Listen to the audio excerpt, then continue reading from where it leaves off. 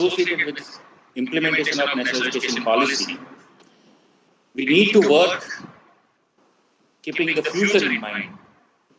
And what is the future? Future is there where innovation is there, where novelty of ideas are there, where supplementation and complementation of technologies are there. Then and then it would be possible. It's a time now where we are working together. I can give you an example. If you have some surgery on your jaws and you have to remove your lower jaw, where you need a software designer who will design a software, a 3D printer who will print a lower jaw for you, a hardware engineer who will design a hardware for you, a philosopher, a doctor, they all will sit together and solve one problem. So what is this human capital? To me, each and every individual is having some capabilities.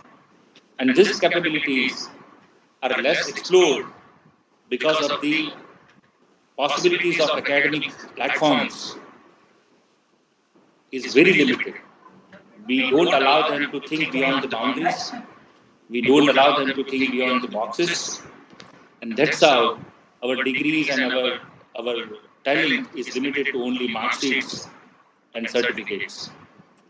But with this particular national education policy now, we have an opportunity to showcase our talent and to show something to the world that we are also here. And it's not difficult, I tell you.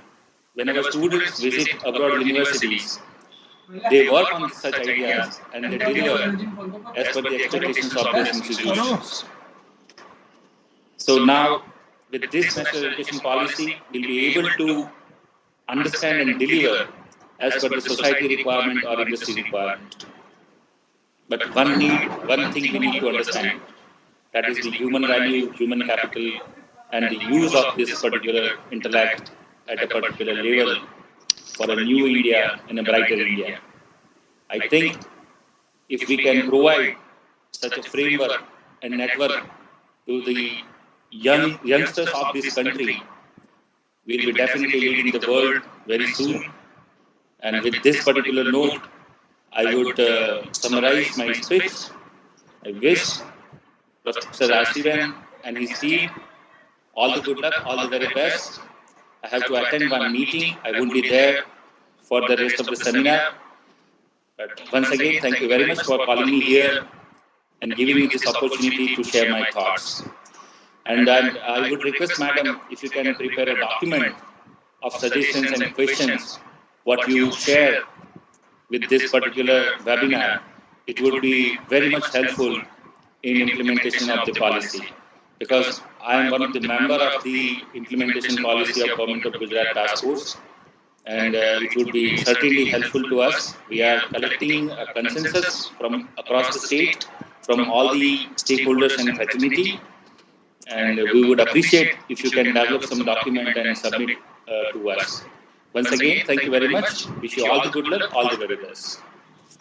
Thank you very much, sir, for being with us for such a brief but very highly motivating and optimistic notes. Thank you very much, sir. Dr. Jagdish Bhavsar, sir is with us, but he has expressed that he would rather wish to listen to the speakers of this today's webinar, sir. So with your permission, sir, we are proceeding further. Now, without further delay, I would like to straight away invite Professor Mihir Bhole, a senior faculty from National Institute of Design, to please present his views, especially in terms of how the new national education policy might impact or likely to impact the human capital formation process, because it is targeted at two specific areas, that is school education and higher education. So, sir, with this, I would invite you to give your lecture or your talk on this topic of human capital formation, new education, and national education policy. Thank you. Thank you very much. Namaskar. Good afternoon and Kem Cho to all the participants. At the outset, I would like to express my deep thanks to Professor Himanshu Pandya, the Vice Chancellor of Gujarat University, under whose leadership your university is scaling new heights. Dr. Jagdish Bhavsar, the Pro-Vice Chancellor, is also present here with us today. And the illustrious Professor of the Department of Labour Welfare, my good friend, Professor R.C. Venklat, the Director of USS Gujarat University, and also Professor Serene, who is, I'm told, that is also joined this webinar. So, and all the ladies and gentlemen, thank you very much for having me for this webinar on a very contemporary, a very topical issue, which we are discussing today. And the nation has also got an opportunity to discuss something as a matter of which is part of public policy, and also something which impacts the life of millions of people, millions of youngsters, beginning today and then as it goes on. I would like to begin, since you'll have to bear with me because I'm an interdisciplinary teacher. An interdisciplinary teacher becomes a little vague at times because he's not like a specialist. He's not like a surgeon who knows a very specialized job. He's more like a general physician who understands about the human body and its physiology and its problem in a totality.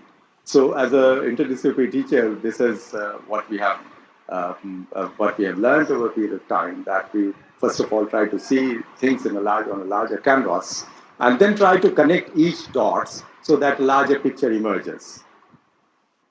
And I think that's the whole spirit of this new education policy that we are talking about. It is talking about multidisciplinarity and interdisciplinarity and all that. Something which we have been teaching and practicing at National Institute of Design, and many other institutions have also are also doing it. So it's a different kind of approach where you experiment with lots of ideas. You do not see just a problem as a problem, but look at the problem in its totality. A policy not just as a policy, as a tool to implement something, but the impact of policy on the whole society and governance and the future of the nation and people. So all these things are very important. They're all interconnected. So one good thing about this education policy that one finds very striking is that it talks about the sense of interdisciplinarity, talks about breaking the silos, talks about bringing different faculties and expertise together, something which Professor Pandya had just in his inaugural address has pointed out. Well, I would like to begin because this is a webinar on education. So I've become a little obsessed with my own, our own cultural traditions in India. And then try to, every time when I have an opportunity, I try to find out whether we have similar kind of thoughts in our ancient system or not. Do we need to rediscover it and restate it and reposition it in today's context? And then something that surprises me every time, that any new idea that we think today, that we are talking about today, you'll find some very interesting references in our own illustrious historical past.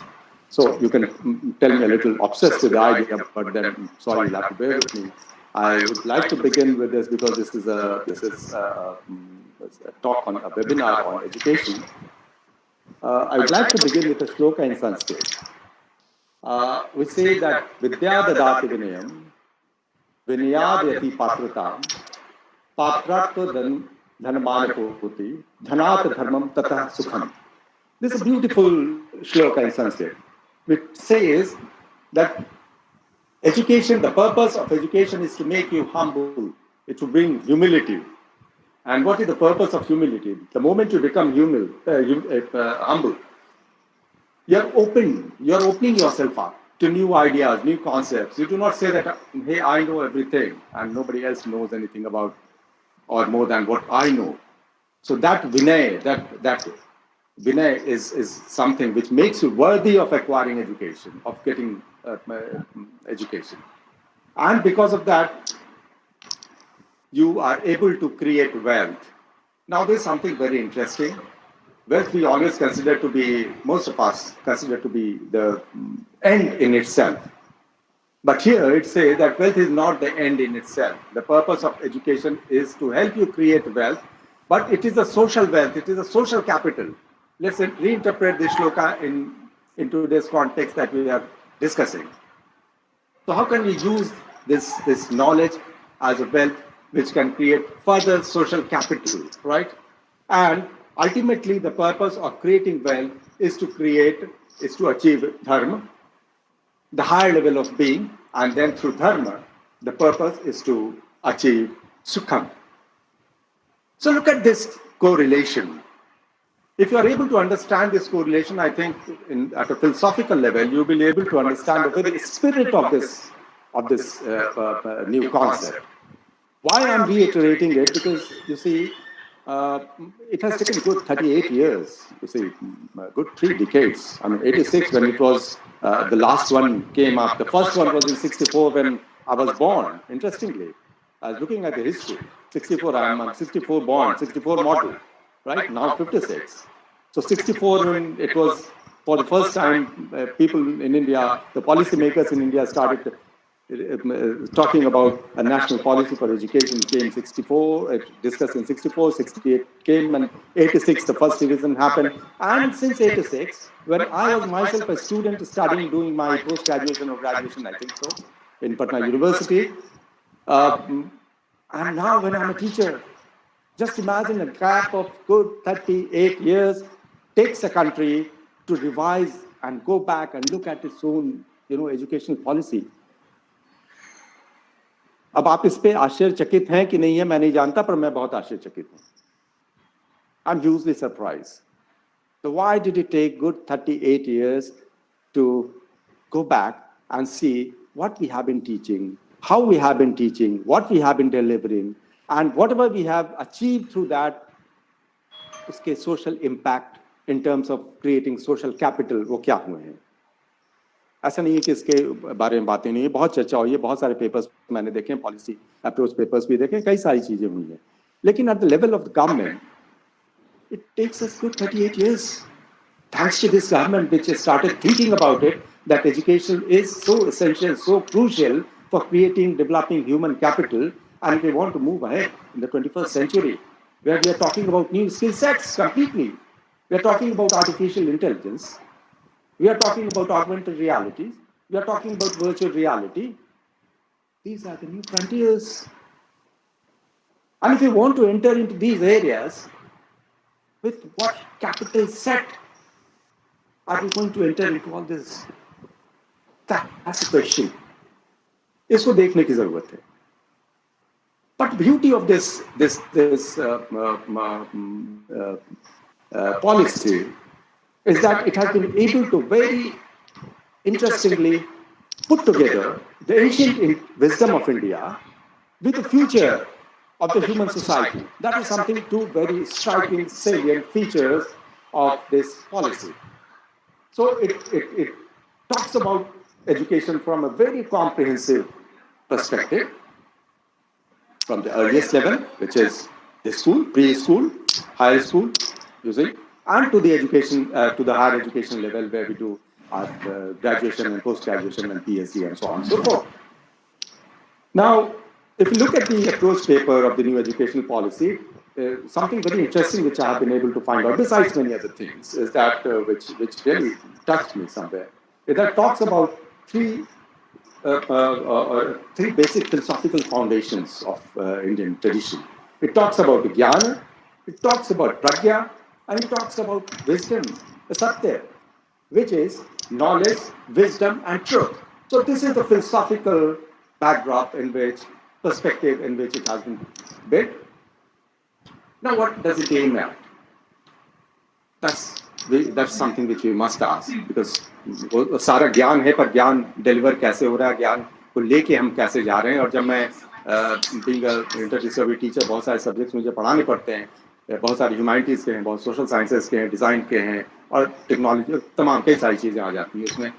तो जब मैं उनको उस context में रखना चाहता हूँ, तो एक बात जो मेरे दिमाग में आती है कि जो हमारा एंशिएंट विजडम है, उस एंशिएंट विजडम को कैसे कॉन्टेम्पररी कॉन्टेक्स्ट में कॉन्टेक्चुअलाइज करके उसके कुछ मीनिंग, उसकी रीपोजिशनिंग, और Professor Sarin Saab, if he's around with us, he would understand. They talk about all these things, repositioning and brand positioning, all these things in their terminology. Sorry, I'm getting into their area, which is not my own.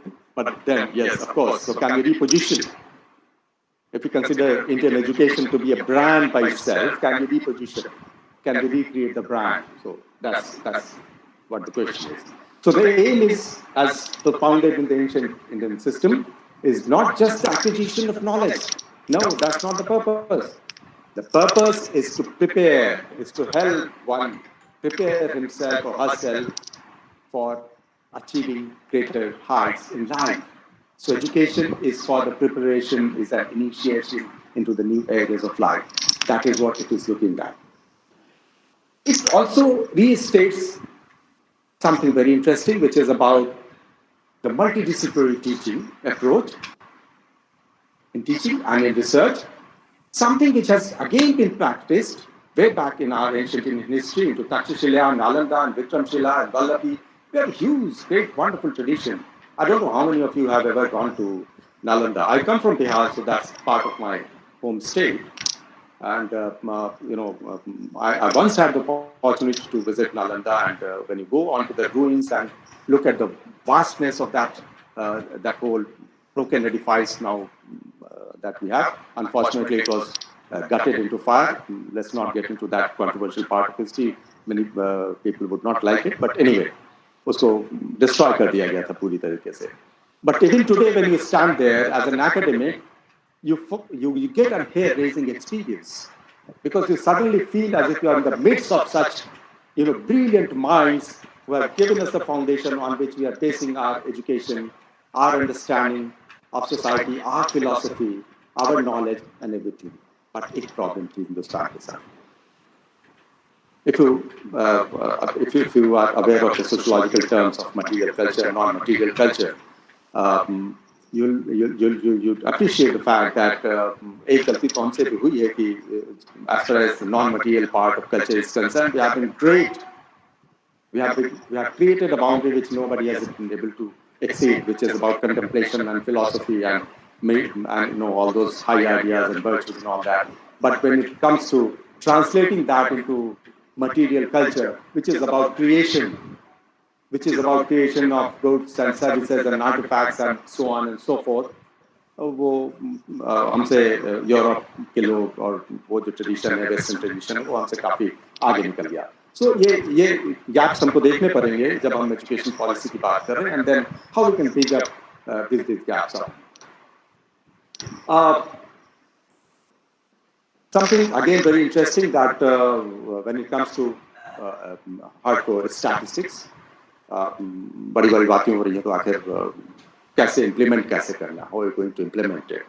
So far the allocation, GDP allocation on education was just a meager 4%, and for a population of under 35 crores, 4%, and you see what is the status of our schools and all that. That is something which we need to look into. So interestingly and thankfully, the government has also in this education policy has proposed to enhance it by 6%, which in terms of the real allocation would be quite a sum. So let's hope that something good comes out of that. Something again very important, that probably the government this time has not worked with a top-down flow kind of an approach. It is a bottoms-up approach with which this policy has been created. How? Because it has taken into consideration the views, the ideas, the suggestions, which it has sought from 2.5 lakh panchayats, 6,600 blocks, 6,000 urban local bodies, and 676 districts from all over India. So it's not like some babu sitting in the in Niti Aayog and Minister of HRD, which the nomenclature has now changed. have in their close confines have created this, has made this policy. So this is a very interesting bottoms-up approach with this policy. Has been created what people want, and then of course under the most able leadership of Professor Kasturi Rangan, we couldn't have found probably any better person than him. So now the policy aims to achieve 100% cross enrollment ratio in preschool to secondary level by 2030. So we are into 2020. Next 10 years, that's the aspiration of the policy. When you talk about education, you'll have to talk about how the education begins at the grassroots level, from the foundational level. So, of course, the schools have a whole discussion begins from the school level itself. So, this new model of 5 plus 3 plus 3 plus 4, which sounds a little intriguing, but we'll have to go deeper into that to understand the stats and mathematics, that how it is correlated to the concept. So this is a new model of 5 plus 3 plus 3 plus 4 for schooling. This divides the schooling years, which is corresponding to the cognitive development of a child. So it's a very scientific, as I have been able to understand.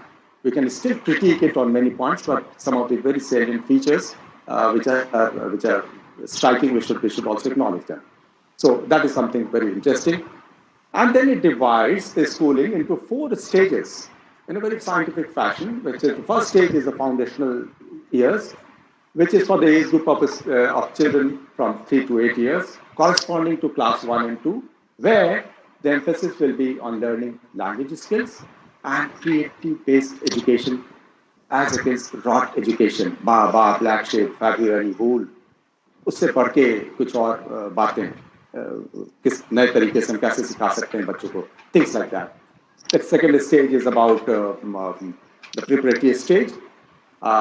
This is for the age group of children in the age group of 8 to 11 years, and the corresponding classes are 3 to 5, where the emphasis will be on learning language and numeracy skills. These are 2 very foundational skills that we must keep in mind. I still remember, I vividly remember long back when I was myself in a college student, one of my father's friend who was a director in Government of Bihar, Department of Education, who used to come to my house to meet him. And I didn't understand what he said those days, but now I realize he said that if you are able to teach the students 2 basic skills at the school level, one is the language skill, and other is the mathematical skills, these are the things you don't really have to take care of. Because mathematics is a language by itself, and linguistics is a language by itself. So if the child is able to grasp these 2 skill sets, the rest of the things are far more easier for a child to understand. You don't really have to struggle with him every day. तो ये 2 चीजें मुझे यहाँ पे देखने को मिल रही हैं, and वो बहुत पहले उन्होंने वो बात कही थी. I think it must be somewhere around early 80s or sometimes when I was in just finished my schools and was studying in college, Patna University. The third stage is the middle stage, which is for the age group of 11 to 14 years, and which corresponds to class 6 to 8. This which talks about, which emphasizes on experiential learning in science, mathematics, arts, and so on and so forth. So a child has to learn to experiment, and learning by experimentation, not learning by mugging up and rotting. So that is something which is being avoided here. And then you have the secondary final stage, is the secondary stage, which is for 4 years, which has again been divided into 2 groups, class 9 and 10, and 9 to 12, and 10 to, I think 9 to 11, and 9 to 10, and 10, 11, and 12. Yes, it's like that. So which here, for the first time, the emphasis has been laid on multidisciplinary learning, multidisciplinary options, giving multidisciplinary options to students, and developing in the child the ability to critical thinking and creative thinking. These are 2 very important things which in design education also we talk about. I would also like to share some of my personal experiences here. Till my matriculation, I'm the last batch of matriculation in India probably, because 1980 was the last batch when 11 years of schooling was completed, and then in 81 batch started with 10 plus 2 model. So mine is the last batch of 11 years schooling. That is and I did my matriculation from the high school examination board. I was a student of science. I was not so good at mathematics, and because of mathematics, my physics was not very good. So I could understand the concepts of physics, but when it came to solving the numericals, it sent me jittery. So that used to be very problematic. But I was very good at chemistry. I was very good at biology and language and so on and so forth. Now I wonder if people like us had this opportunity to skip physics and just concentrate on, let's say, chemistry or biology, along with some other subjects, would things happen different for people like us, right? I always consider myself to be, was very fascinated with chemistry as a subject. So had I not studied English literature in my college, as my honors subject in graduation and my post-graduation, then I would have probably opted for chemistry, which I was very good at, and then I could understand. But in those days, we did not have this possibility, this opportunity. If you are into science stream, you stick to physics, chemistry, biology, or physics, chemistry, mathematics. Those who study physics, chemistry, biology would prepare themselves for medical. Those who study physics, chemistry, and mathematics, advanced mathematics we used to call it, they would prepare for engineering and JEE and so on and so forth. So very clear-cut division, and then we have arts. And I don't think in Bihar those days we had a commerce as a subject at the school level. Now probably they are introduced. So these options are something which are very striking, which have been given in this new policy. And then it talks about multidisciplinarity. So creating this whole ethos and building this edifice of multidisciplinarity from the beginning, I can just visualize that how much empowerment will it give to the new generation. One may be very good at mathematics, but not very good at linguistics ability. One may be very good at languages.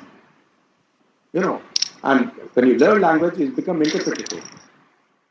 That's the difference between social sciences and humanities. Humanities is an interpretative science. Social science talks about making models and creating alternatives and all that. So that possibility would have opened up huge opportunity. But anyway, let the bygone be bygone. जो हो गया, future कहाँ से जाएगा? हमने तो अपने interest से बहुत सारी चीजें सीख ली, वो अलग बात है. अब ये जो नया जनरेशन है, पता नहीं अगली पॉलिसी का रिवाइज होगी, we don't know. जैसा ट्रेंड है हिंदुस्तान में 30 साल इसको लगे तो हो सकता है उतना ही कुछ समय लगे. We have absolutely no idea, but we always think that वो जल्दी रिवाइज हो. टाइमली रिवाइज हो, प्रॉपर इंटरवल पे रिवाइज हो. जल्दी का मेरा मतलब ये नहीं कि जल्दी में रिवाइज हो. जल्दी का मतलब looking at the needs and requirements of the society and the way the trends in society changing and how you can adapt yourself. So it is about readjusting itself. So that is what is important. Now let's come to the moot point.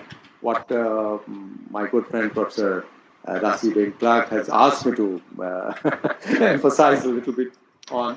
I'm not a student of labor and social welfare. In our university, we have a Department of Labor and Social Welfare. Now we call it social welfare or labor welfare, whatever. But then being an interdisciplinary teacher, हमारे हाथ पांव थोड़ा हर जगह घुस जाते हैं. उसके अपने कुछ advantages हैं, disadvantages भी हैं. I'm reminded of a very interesting interpretation of this concept of human capital formation by Princeton Professor Harbison, who has done who's put up some seminal work on labor economics and who has explained how human capital is formed. I'm just quoting what he said. Right? That's your subject, you understand it much better. I'm just trying to touch it from periphery. So he said that the process of acquiring and increasing the number of persons, human capital formation is about the process of acquiring and increasing the number of persons who have the skills, education, experience, which are critical for economic and political development of the country. Human capital formation is thus associated with investment in man and his development as a creative and productive resource. I think we don't need to explain it anymore. I think he has said it all.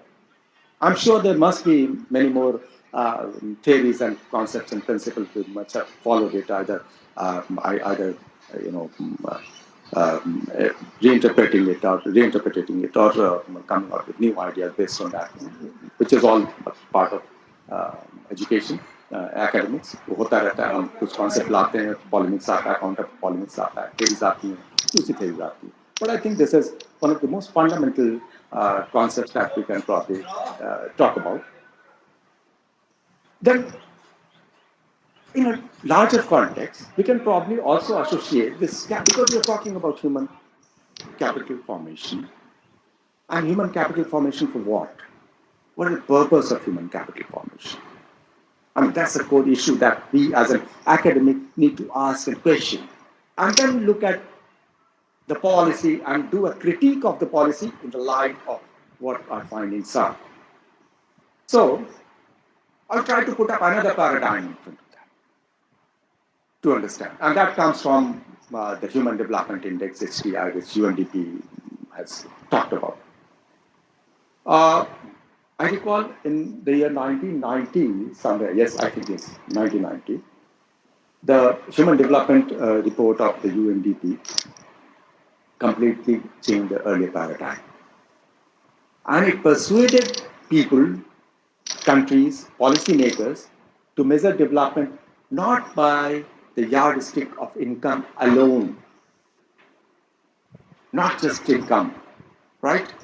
But then what? It talked about something beyond income, which make you eligible to create income, and income for a purpose. Income not just for the sake of purpose. Paisa kamane ke liye. That becomes a very exploitative system. I would urge people who were part of this group today, including Professor Sareen and other gentlemen, ladies and gentlemen, look at this problem. ये हमारा जो obsession हो गया है wealth creation के साथ, profit maximisation के साथ, और हर चीज को, हर रिसोर्स को उसके लिमिट्स तक स्ट्रेच करके उसके बाद उसको एक्सप्लॉइट कर लेना, ये तो पूरा फंडामेंटल ही गड़बड़ है. अब अगर हम ह्यूमन कैपिटल फाउंडेशन की बात कर रहे हैं उस कॉन्टेक्स्ट में, तो इस सारे जो फाउंडेशनल हमारी थियरीज हैं, इनको कहीं ना कहीं पे देखना पड़ेगा कि आप क्या मैक्सिमाइज करना चाह रहे हैं. आप ultimately maximise quality of life करना चाह रहे हैं, या मैक्सिमाइज सिर्फ प्रॉफिटेबिलिटी को करना चाह रहे हैं, या बिजनेसेस को नेशनल से मल्टीनेशनल से transnational and so on and so forth बनाना चाह रहे हैं. सिर्फ यही पर्पस है आपका. तो आई एम सॉरी, इस पर बहुत बहस हो रही है दुनिया में. ये एडिफाइज चलेगा नहीं, ध्वस्त होगा. गूगल पे भी क्वेश्चंस हो रहे हैं, फेसबुक पे भी क्वेश्चंस हो रहे हैं, तमाम ऐसे ट्रांसनेशनल जो ऑपरेशंस हो रहे हैं उन पे क्वेश्चंस हो रहे हैं, उनके एथिक्स, उनके मोरल, उनके purpose, and the very purpose of their existence is being questioned. It will be questioned as very valid. तो ये तो मैनेजमेंट वालों के लिए भी बहुत बड़ा इशू है. और कभी कभी मैं ये भी सोचता हूँ कि ये जो पूरा एजुकेशन के कॉन्टेक्स्ट में ही अगर मैं ये बात करूँ, अब हमने मैनेजमेंट का एजुकेशन हिंदुस्तान में, I think NID and IIMs set up almost concurrently somewhere in the 60s. Ravi Mathai being the first director of IIM. उन्होंने एक बात कही थी जो मुझे मैंने पढ़ी थी हमारे एक कलेक्शन में कहीं पे. उन्होंने एजुकेशन को कहा था कि जो टीचर्स हैं, they should be academic entrepreneurs. They should not be, आप इसको देखिए इस तरीके से, वो एंटरप्रेन्योर नहीं बना रहे हैं, आप एकेडमिक एंटरप्रेन्योर बना रहे हैं. Which means, are you willing to take risk, get into new areas of knowledge. Are you saying something, ma'am? Sir, just a general reminder. The time is up. A little time is shortage, so please. Okay, so in 5 minutes I conclude. Will that be okay? Yeah, yes, Fine, sir. Sure. Thank you. All right, I'll do that. Don't worry. So that entrepreneurship is also required, and I think this policy encourages both the teachers and the students to explore this new possibility, and then see how things can improve, how new human capital can be generated and created. So I was talking about the human development. So today it reflects in the aspirations of sustainable development goals, and education has become part of sustainable development goal. Human capital formation has also become part of sustainable development. Last point, and then I would like to stop here. It's a long discussion. I know time is limitation. A very striking aspect of HDI, some findings that they made, is that income is just a means, is not an end. So the purpose of education is not just to prepare people who can, churn wealth for a purpose. Because it found that it may be used for essential medicines, but the same income can also be used for narcotics, can also be used for many nefarious kind of activities. And this finding is not my finding, it's a finding of UNDP, right? So it all depends that where the society puts its priority of generating income and then achieving social development and human development and all that. Some of the experiences are very interesting. Many nations which have very high income but have very less in terms of human development. So income and human development do not really go concurrently. So somewhere through education you need to bridge this gap. That is what the point I'm trying to make here. Then it also talks about human progress, which exists amidst deprivation. So if deprivation is there, if there's too much of what you call disparity in society and all that, then that becomes very difficult for us to understand. The classical economist actually talked about inequality as a major factor for what you call economic development. But the new classical economists completely refuted that idea. They said that no, the purpose is empirical evidences show that income distribution play a major role in development. But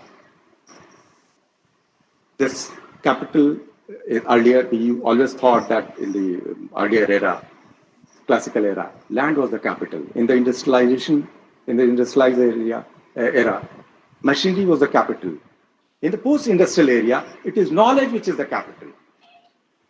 So how do we create knowledge, better knowledge, new knowledge, contemporary knowledge, and look at the frontiers, emerging frontiers of human society, where the human society is moving towards, and how we can bridge all these things. So for that, I think this is very, very crucial. Finally, I would like to end with what Gandhiji said. He stressed, laid lots of emphasis. If you look at his Bunyadi Shiksha Karikram, he laid emphasis on not only education of literacy, he talked about education of skills.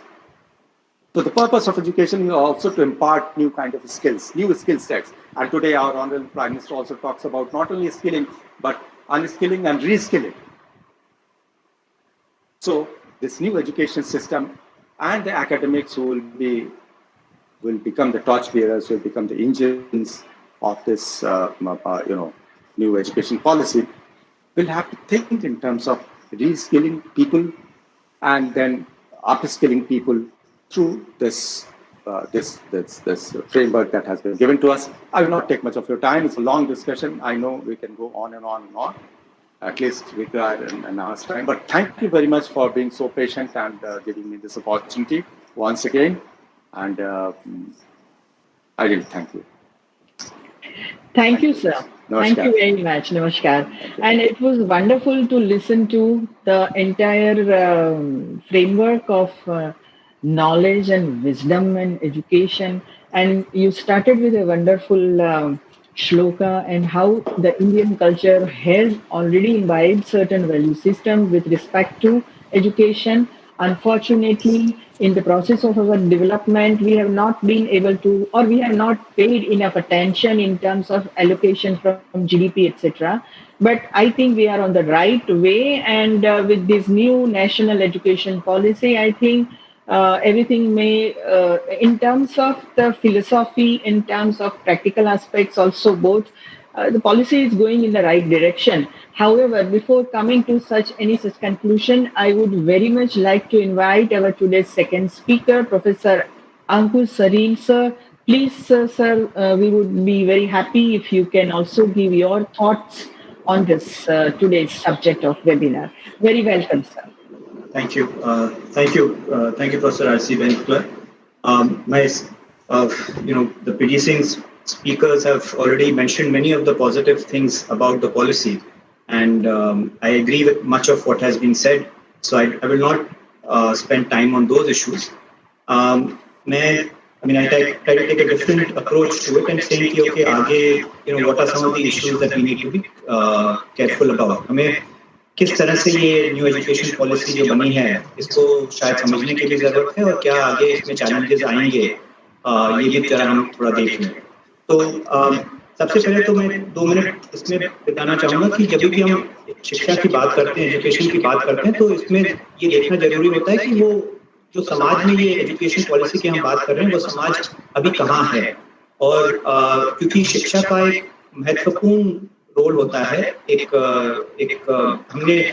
हमने अपने समाज में schooling और formal schooling और education को एक responsibility दी है कि वो ना कि वो समाज को सुधारे और समाज में स्टेबिलिटी लाए और समाज को एक तरह से डायरेक्शन दिखाए।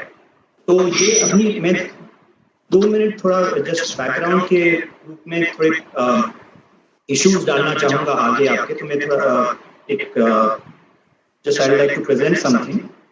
Yes.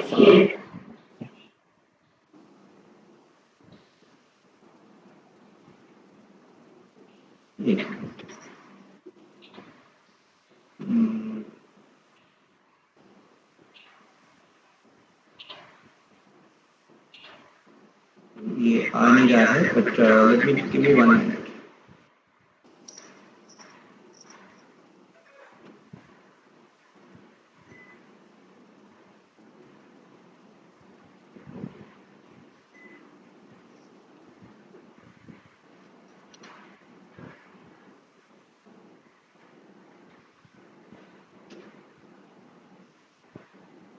I think I'm having some problem here, but just in case.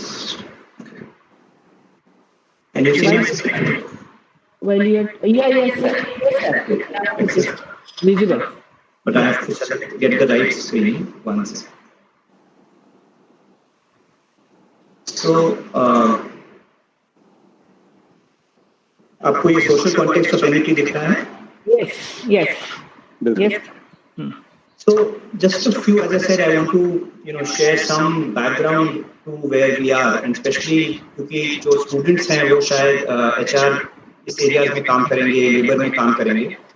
तो एक ये ग्राफ पहले मैं दिखाना चाह रहा हूँ। ये 2018 की रिपोर्ट है, state of working India report, Azim Premji university ने ये निकाली थी।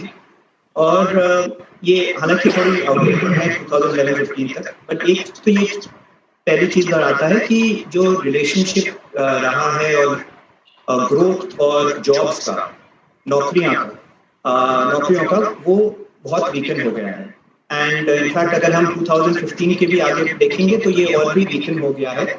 तो ये कि जब इकोनॉमी ग्रो करेगी इसका मतलब ये होगा कि जॉब्स भी ग्रो करेंगे, एम्प्लॉयमेंट ग्रो करेगा, ये हम इसको अज्यूम नहीं कर सकते, और ये डेटा ये साफ ये बात दिखा रहा है।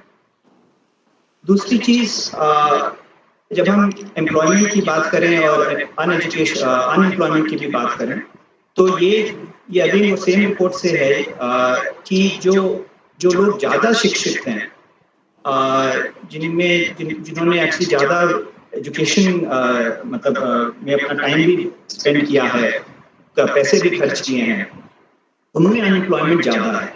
तो ये जो ये पॉपुलेशन शेयर से एडजस्ट करता है, बट ब्रॉडली इसका मतलब और जो पॉइंटर है वो ये है।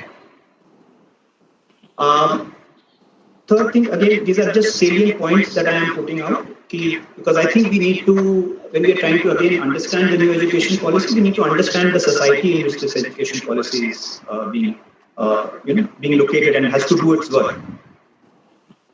This inequality between men and women in India, and I can, इसमें बहुत सारे indicators हम डाल सकते हैं, but especially if you talk about human capital, it is important that we don't forget that close to 50% of this potential human capital is actually women, and in fact that number is lesser than that because of a very bad child sex ratio, which reflects the patriarchal system that we have. But ये जो graph दिखा रहा है कि women spend more time on unpaid work than men. तो इसका ये मतलब है कि हम जो औरतें जो काम करती हैं उसको हम कितना डीवैल्यू करते हैं, कितना रिकग्नाइज नहीं करते हैं। क्योंकि अगर हम केवल ये मेट्रिक लें कि उनको अपने काम के लिए तनख्वाह मिल रही है कि नहीं, मैं जानता हूं कि हम लोग कभी ऐसा नहीं सोचेंगे इस बारे में, पर मैं बोल रहा हूं कि अगर एक इकोनॉमिक पर्सपेक्टिव लें, खाली एक प्योर इकोनॉमिक पर्सपेक्टिव लें, तो इस पर्सपेक्टिव से ये देखने को मिलेगा कि हम जो विमेन जो काम करती हैं, जो इतना कंट्रीब्यूट करती हैं सोसाइटी को, वो हम किस बुरी तरह से इसको डीवैल्यू करते हैं और पूरे दुनिया में one of the worst in this. Now, this is another aspect that I want to put out because Professor Rajesh Jain has also told me that I should bring up some issues with regard to HR, because I think many of you will go and work in HR. Now, we are talking about inequality within companies. कि जो top में जो इसकी तनख्वाह है, how does that compare to the median income? मतलब कि 50% लोग जो हैं वो जिस तनख्वाह से जिनकी इनकम उस तनख्वाह से कम हो, वो मीडियन इनकम कहलाता है। तो दी एवरेज ये जो रेशियो है, it is 259 times on average across all the countries, across all the companies. मतलब एंड जो the worst और उसको वर्स्ट कहें या बेस्ट कहें, जो ऐसा भी आप देखना चाहें, highest pay ratio 752. That means the CEO हो या owner हो, that person is earning 752 times the median income of the median employee earning in his or her company. That is the kind of inequality that we have in Indian companies, in Indian corporates right now. इसको अगर समझाने की और जरूरत है, I can spend a little bit more time on that in the questions. Other aspect is that there is no diversity in the top. अगर हम cast के रूप में देखें या जेंडर के रूप में भी देखें, तो वहां भी हमें कुछ डाइवर्सिटी नहीं दिखती है। ये एक और तरह की असमानता की बात करता है। If you go to the national level, अभी नेशन में क्या है, again this is this is from 2018, this data, but again these things have only gotten worse, and it has from the 1990s this is a trend that we have been seeing and we have been observing. So today the richest 10% have nearly 80% of the national wealth, and the poorest 60% have less than 5%. This is actually a report. This is data that comes out from Credit Suisse, which is a financial bank. So this is an actual banking data. And जो मैं बोल रहा था कि this trend that we have been seeing in terms of inequality, what the top 10%, how much of the national income goes to them and how much of the national income goes to the middle 40%.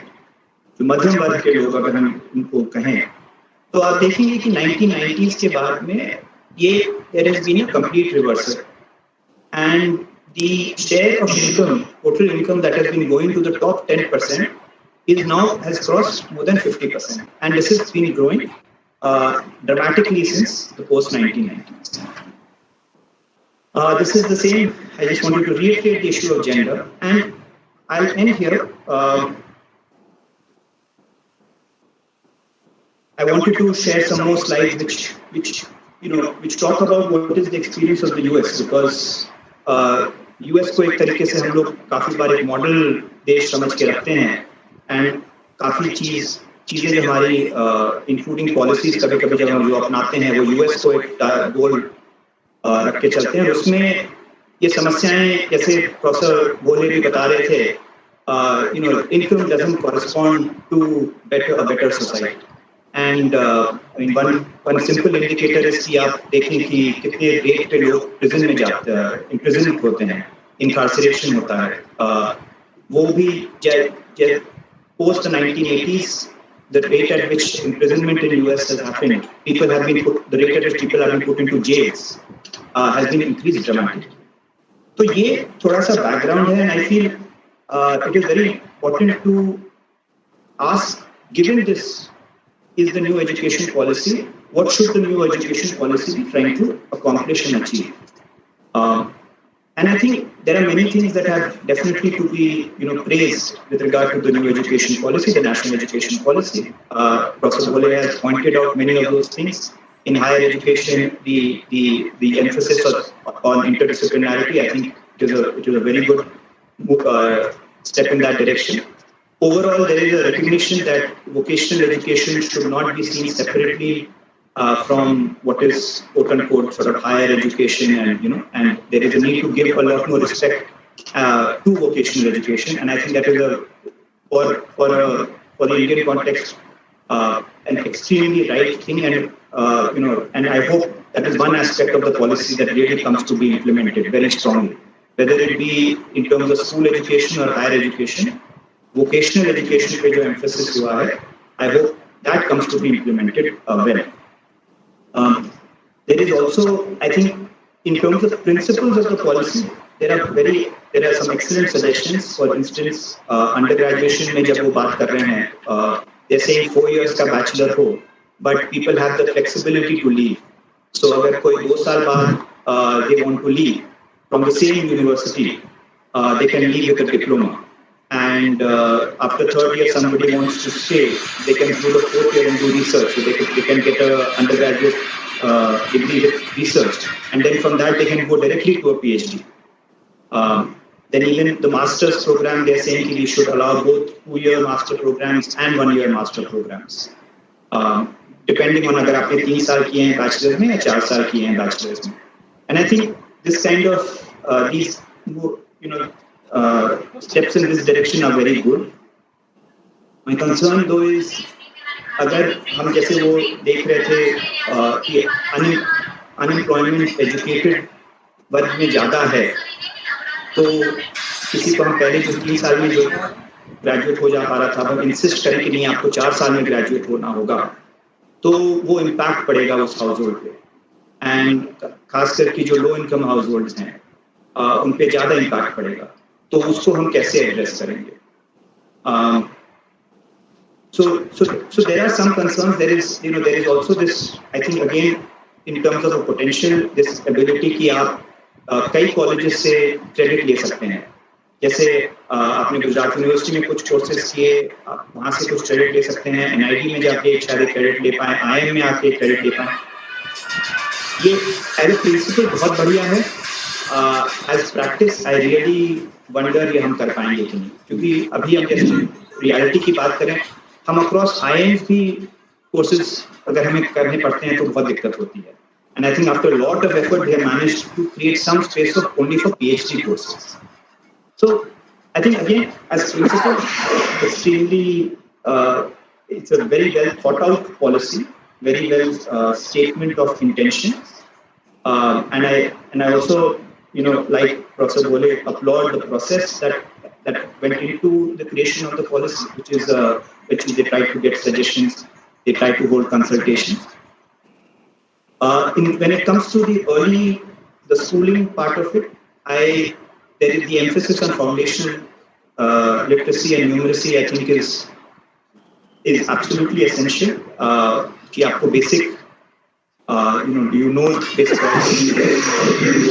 numbers, sense है कि नहीं, teaching हो रही है कि नहीं. But the part that I'm a little, क्योंकि ये सब चीजें हमें बोलने की जरूरत नहीं होनी चाहिए. These are things that have been said for a very long time, and I hope this galvanizes the implementation of it. But in that sense, there is nothing new that is being said. There is, in terms of design, I think, for example, the National Education Policy has reiterated a design suggestion that had come in the 1960s about school complexes. कि जो schools हैं एक area में, वो एक दूसरे से coordinate करें, वो resources share करें, वो teachers share करें, and I think that is a good idea. In general, there is a lot of emphasis in the policy to actually make the teacher and the teaching profession a much more respectable one, and to bring back that honor that I think is essential for a teacher. The emphasis on, for example, very practical suggestions also कि आप हर एक school complex में एक housing cluster भी बनाइए ताकि teachers को वहाँ रहने की जगह मिल जाए. बिकॉज आई थिंक एक चीज हमें which is again stepping back to talking about the society that we are living in. We are living in not only in terms of income, but अगर आप living standards के हिसाब से भी देखिए, inequality उसमें कितनी बढ़ गई है. कुछ घर हैं जिनमें स्विमिंग पूल्स हैं, जिनमें आपके प्राइवेट स्विमिंग पूल्स हैं, बेस्ट फैसिलिटीज हैं, और कुछ घर हैं जिनमें शायद अभी भी छत ना हो और बाथरूम्स भी ना हो. तो ये जो इनइक्वालिटी बढ़ गई है, इसका ये भी कॉन्सिक्वेंस है कि इनसिक्योरिटी भी बढ़ गई है. सबको मतलब अब चिंता है कि अगर if you are not able to get that degree, if you are not able to get that great job, I mean, I completely agree with Professor Bhole when he says that income should not be the only objective. But if we have created a society जब आपके पास income नहीं हो, तो आपके पास तो कुछ भी ना हो. ना आपके पास proper access to health हो, ना आपके पास proper access to education हो, ना आपके पास proper access to housing हो, आपके पास proper access to transportation हो, then it becomes very difficult for us to separate these things out. So then जो result होता है वो हमको दिखने को, I mean, we are seeing that. Why is it that we are spending so much money, and all of us, for our children, maybe for ourselves, for the younger, the students here, हम coaching institutes में बच्चों को भेजते हैं, हम coaching institutes में जाते हैं. जो कोचिंग इंडस्ट्री की जो अगर हम उसका हम साइज मेजर करें कि कितने पैसे वो कमा रहे हैं लोग कोचिंग इंडस्ट्री स्टूडेंट्स से, that size actually exceeds the total higher education expenditure of India. So even while we are talking about higher education policy, एक तरह अगर हम household perspective लें, तो ये जो colleges और universities are becoming less and less relevant to education. 11th 12th के schooling के बारे में तो हम we know quite a bit already. There are children go to school just registered हैं, but they're not actually going to those schools, they're going for coaching. So I think these are things that we have to be addressing, not only in terms of saying कि ये हमारी education policy है, ये शिक्षा नीति है, but ये शिक्षा नीति और समाज के बीच में जो alignment होने की जरूरत है. we can't just change the education policy. हम जब तक समाज में ये जो असमानता है एजुकेशन में, हेल्थ में, अगर आपके बच्चे को अच्छी स्कूलिंग तभी मिलेगी जब आप प्राइवेट स्कूल अफोर्ड कर पाओगे, तो आप फिर कैसे कह सकते हो कि नहीं मुझे इनकम की जरूरत नहीं है. I think that is a fundamental problem that we have run up, that we have created for ourselves, and that needs to be addressed, and I hope it will be addressed. One last point about the national education policy is the silences. So in some places I am a little कि वो चुप क्यों रह गए कुछ चीजों के बारे में, जब इतनी बढ़िया चीजें बोली हैं, and and I am following the national education policy says that we have to take a critical approach. Critical learning is an important thing. We have to ask questions. So you see, in that vein, I am asking this question. For instance, the earlier drafts of national education policy had very clearly stated कि जो RTE, right to education, को हम further करेंगे, हम उसको पूरी तरह से support करेंगे. ये national new education policy silent on many levels. जो 25% वाला जो नियम बनाया था कि प्राइवेट स्कूल्स में 25% हर एक स्कूल में कम से कम 25% बच्चे वैसे आए जो इकोनॉमिकली वीकर और डिसएडवांटेज सेक्शंस से हों और उनकी फीस गवर्नमेंट दे. This is a potentially transformative policy from the right to education. Previous drafts of the new education policy mentioned this and said we support this because this is one way to address the problem of inequality. Inequality की जो हम बात कर रहे हैं कि जब कोई भी बच्चा एक तरीके से they have the मतलब at least चांस है कि वो सबसे बढ़िया स्कूल जो शहर में है वहाँ जाए और उनके लिए 25% सीट भी रखे जाए. पर ये नई एजुकेशन पॉलिसी ने उस पर कुछ नहीं बोला है. अब इसका क्या मतलब है, क्या अर्थ है, ये तो समय बताएगा. But I feel on these things there should have been more clarity. these are things that should not be left for ambiguity because that creates a lot of problems. We worked on trying to implement this. 2009 में ये RTI आया था, 2013 तक उस 25% वाली policy पे कुछ काम नहीं हुआ था, और हमने और काफी अलग अलग संस्थाएं ने काफी कोशिश की इस बारे में. आज वो एडमिशन होते हैं, बट वो ये एम्बिग्युइटी के कारण क्या होगा ये अभी देखने को बाकी है. तो overall, I feel it was overdue. We needed to reiterate many of these commitments. I hope we will have now the political will, because this is the time when the issue of political will matters, where it's become very important. And in so many areas, political will has been asserted and has demonstrated what it can do. And I hope that it will also be come in. The announcement of the policy is a very good sign, and I hope that we will now also follow that up with a lot of efforts in the implementation. So with that, I'll just end. Thank you. So much, Professor Sareen. It was wonderful that both the speakers sort of complemented each other in the sense of, while Professor Bhole had talked about the historical context and the process of making of the policy, as well as linking it with the notions of human development and as a part of human capital. What Professor Sareen had presented to us is the absolute context in which the policy is going to be implemented, the socio-economic and political context in which this entire policy has to be implemented. मैं एक बात आप दोनों speaker से कहना चाहूंगी, आपसे हम बहुत आभारी हैं. वो तो मेरी डिपार्टमेंट की अन्य कलीग आपका फॉर्मल आभार व्यक्त करेंगे. मैं एक और बात आपको कहना चाहूंगी. हमारा जो डिपार्टमेंट है, we are not a management department. यहाँ जो बच्चे हैं उपस्थित पूरी वेबिनार में, वो बच्चे बहुत अलग अलग सेक्शंस में से आते हैं. Hours is an interdisciplinary course, and therefore हम बच्चों को ना कि सिर्फ मैनेजमेंट ऑफ एचआर के बारे में बताते हैं, लेकिन उसकी जो कॉन्टेक्स्ट है in terms of what is the situation, economic situation in which this labour is existing और एम्प्लॉइज आर लिविंग, वो सब उनको दिखाने की, समझाने की और पढ़ाने की कोशिश करते हैं. तो आप दोनों ने आज जो हमारे सामने बात रखी कि education policy wonderful document, wonderfully designed, and process लंबा चला लेकिन बहुत ही डेमोक्रेटिक प्रोसेस था, तो उसका आउटकम बहुत ही अच्छा आया है. कुछ बातों में कुछ चीजें अभी तक साइलेंट पॉइंट्स के बारे में प्रोफेसर सरीन वाज टॉकिंग, उसके बारे में we still need to find out कि क्या पॉलिसी रहेगी इसके बारे में. But most of the things are designed well, as I would say, Professor Bhole being a professor of interdisciplinary design, ये डिजाइन बहुत अच्छा है.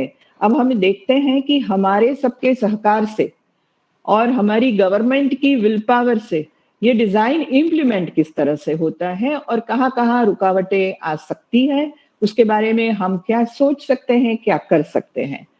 Once again, a wonderful session. On behalf of all the participants, I thank.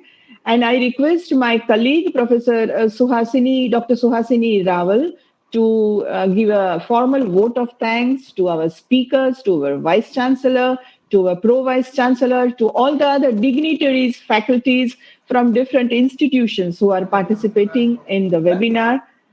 Dr. Suhasini. You are not audible, Suhasini Ben. Yes, ma'am. Thank you so much.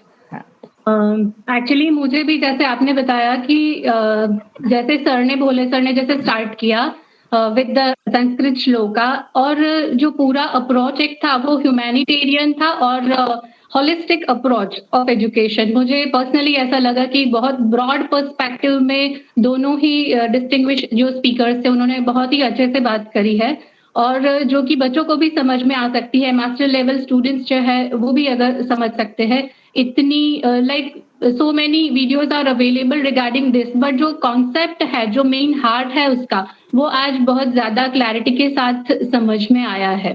So that is my personal opinion, and heartfelt thanks to both the speakers. A very good afternoon to one and all. Myself, Dr. Suhasini Shastri, and I am very much pleased to have this opportunity to present vote of thanks on this special occasion of webinar on National Education Policy and Human Capital Formation. I am very much grateful to our visionary Vice Chancellor, Dr. Himanshu Pandya sir, and Pro Vice Chancellor, Dr. Jagdish Bhai Bhavsar sir, to initiate the discussion of National Education Policy 2020 and to motivate all the directors and heads of the departments to have National Education Policy to be discussed among all the students and faculties.